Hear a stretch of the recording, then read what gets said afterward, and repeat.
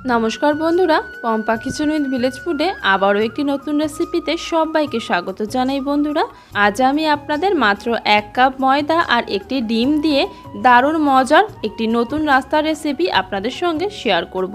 এই নাস্তাটি বাড়িতে একবার বানিয়ে খাওয়ার পর বারবার বানানোর জন্য কিন্তু অনুরোধ আসবে। আর এই ধরনের রেসিপির জন্য আমাকে অনেক বন্ধু রিকোয়েস্ট করেছিলেন, সেই সমস্ত বন্ধুদের অসংখ্য অসংখ্য ধন্যবাদ। তো আজকের এই ডিম ময়দা রেসিপির জন্য প্রথমে আমি একটি ছোট্ট বাটির মধ্যে নিয়ে নিয়েছি একটা ডিম। তারপর এই ডিমটিকে একটি বড় পাত্রের মধ্যে নিয়ে নেব। আর বন্ধুরা, এই একটা ডিম দিয়ে এখানে 15 থেকে 16টার মতো নাস্তা খুব সহজেই তৈরি হয়ে যাবে। তো ডিমটা নিয়ে নেওয়ার পর এবার এর মধ্যে অ্যাড করে দিচ্ছি 3/4 বাটি পরিমাণ গুঁড়ো চিনি। এবার এই গুঁড়ো চিনি আর ডিমটা একত্রে খুব ভালো করে মিশিয়ে নেব।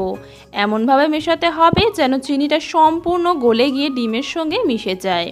আর মিশ্রণটার মধ্যে যেন একটা গাঁজা ভাব বা ফেনা ভাব তৈরি হয়, যেমন ডিমটা ফেটানোর সময় একটা ফ্লাফি ভাব চলে আসে, সেরকমভাবে ফেটিয়ে নিতে হবে।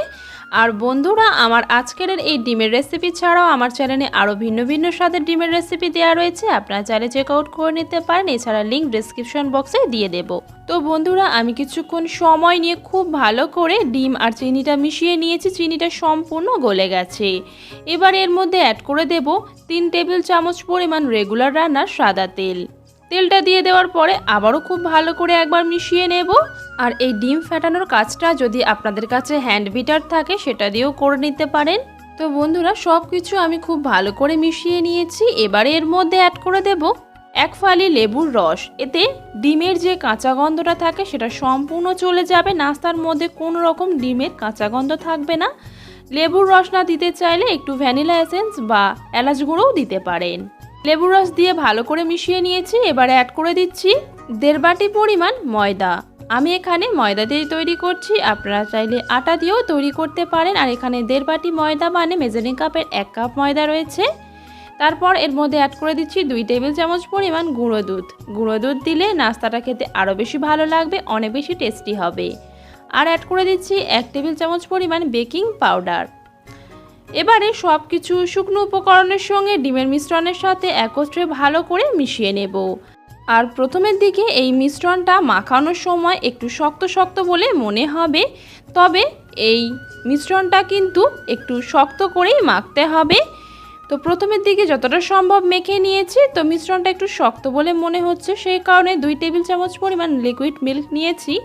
অল্প অল্প একটু করে দেব আর মিশিয়ে নেব। তবে বন্ধুরা, সবার ক্ষেত্রে এই লিকুইড মিল্কটা নাও লাগতে পারে। যদি ডিমের সাইজটা বড় হয়ে থাকে তাহলে এই লিকুইড মিল্কটা নাও লাগতে পারে।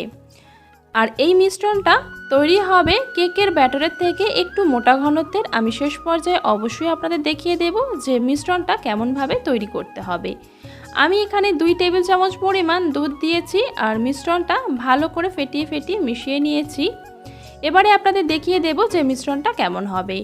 হ্যান্ড উইক্স দিয়ে এইভাবে মিশ্রণটা ওপরের দিকে তুলে ধরে যখন নিচের দিকে ফেলবেন, দেখবেন এভাবে ঝাঁকিয়ে ঝাঁকিয়ে ফেলতে হবে, মানে এক লাইনে পড়বে না। এরকম শক্ত করে মাখাতে হবে। কেকের মিশ্রণ কিন্তু বেশ এর থেকে একটু পাতলা হয়। তো এরকমভাবেই কিন্তু মিশ্রণটা তৈরি করে নিতে হবে। দেখে আশা করছি বুঝতেই পারছেন।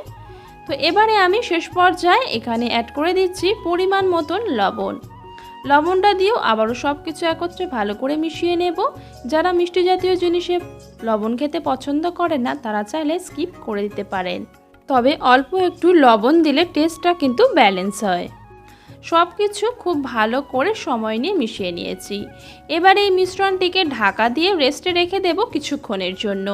আর অপর দিকে একটি ফ্রাইং প্যানের মধ্যে অনেকটা পরিমাণ সাদা তেল নিয়ে নিয়েছি আর একদম লো হিটে তেলটা গরম হওয়ার জন্য রেখে দেব। আর এদিকে আমি মিশ্রণটা রেস্টে রেখেছিলাম, রেস্টে রাখা হয়ে গিয়েছে। তারপর সামান্য একটু সাদা তেল নিয়ে নিয়েছি। 2 হাতের মধ্যে খুব ভালো করে মেখে নেব যাতে মিশ্রণটা হাতের সঙ্গে জড়িয়ে না ধরে। আর চামচের মধ্যেও একটু ভালো করে মেখে নেব। তারপর 1 চামচ পরিমাণ মিশ্রণ নিয়ে নিচ্ছি।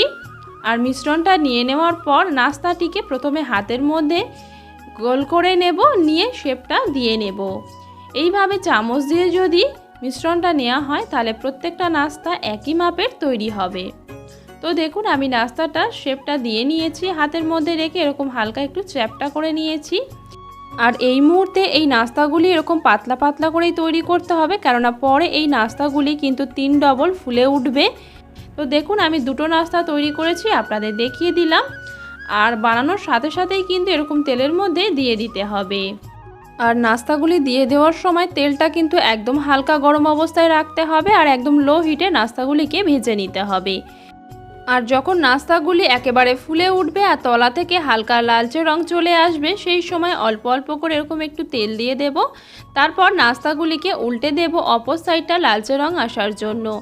আর হাই হিটে কখনোই নাস্তাগুলি ভাজবেন না, তাহলে ওপর থেকে লালচে রং চলে আসবে আর ভেতর থেকে কিন্তু সম্পূর্ণ কাঁচা থেকে যাবে। তাই একদম লো হিটে একটু সময় নিয়ে নাস্তাগুলিকে ভেজে নিতে হবে। 2 থেকে 3 মিনিটের মধ্যেই কিন্তু এক একটা ব্যাচের নাস্তা ভেজে নেওয়া হয়ে যাবে। আর বন্ধুরা আপনাদের কাছে আমার একটাই অনুরোধ রইল, যদি আমার আজকের রেসিপি আপনাদের ভালো লেগে থাকে অনেক অনেক শেয়ার করবেন আর চ্যানেলটিকে সাবস্ক্রাইব করে রাখারও অনুরোধ রইল। বন্ধুরা আমাদের এক একটা ভিডিও বানানোর জন্য কিন্তু অনেক পরিশ্রম লাগে বন্ধুরা। তো দেখুন বন্ধুরা আমি প্রথম ব্যাচের নাস্তাগুলিকে 2 থেকে 3 মিনিট সময় নিয়ে উল্টে পাল্টে খুব সুন্দর করে ভেজে নিয়েছি। এবার এই নাস্তাগুলিকে তেল ঝরিয়ে উঠিয়ে নেব। আর এই নাস্তাগুলির ভেতরে কিন্তু একটুও তেল প্রবেশ করে না, খেতে কিন্তু ভীষণ ভালো লাগে, একেবারে স্পঞ্জি তৈরি হয়। তো আমার এখানে প্রথম ব্যাচে 7টা নাস্তা তৈরি হয়েছে। এইভাবে আমি দ্বিতীয় এবং তৃতীয় ব্যাচের সমস্ত নাস্তাগুলিকে ভেজে নেব। আপনারা এই নাস্তাগুলি বানিয়ে নিয়ে 1 সপ্তাহ থেকে বেশি রেখে খেতে পারবেন। বাচ্চা থেকে বড় সবাই কিন্তু ভীষণ পছন্দ করবে।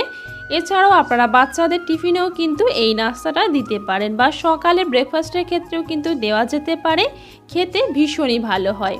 তো দেখুন বন্ধুরা আমার এখানে সমস্ত নাস্তাগুলি তৈরি করে নেওয়া হয়ে গিয়েছে। তো একটা নাস্তা আমি আপনাদের দেখাচ্ছি, দেখুন কত সুন্দরভাবে তৈরি হয়েছে।